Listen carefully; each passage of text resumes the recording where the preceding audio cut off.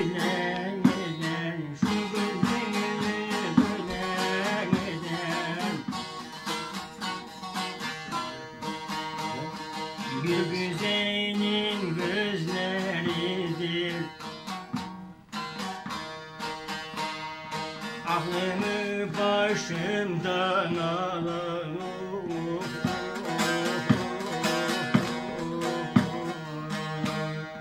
Bir güzelin gözleridir,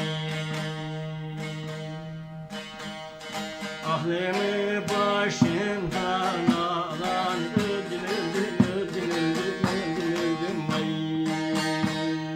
Bir güzelin gözleridir.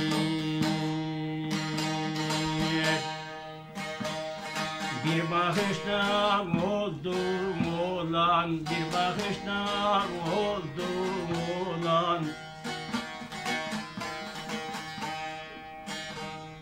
Hayatımı penceleyen, hayatımı penceleyen. Aklımı başımdan çalan hain senin gözlerindir, vay. Aklımı başımdan çalayan hain senin gözlerindir, vay.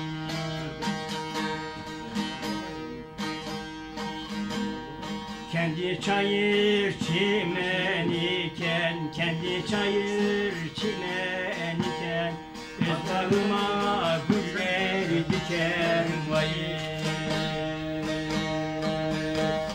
Hayatta beni elimi veren hain senin gözlerindir. Hayatta beni elimi büken hain senin gözlerindir. Kolay gelsin hadi.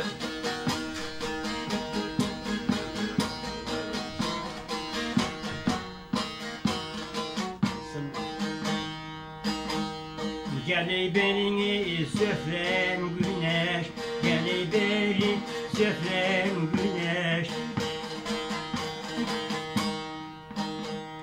Güzellikte yok ki bir iş, güzellikte yok ki bir iş. Kemteriyi yakan ateş, vay vay vay. Yine senin gözlerindir, tatlı tatlı sözlerindir.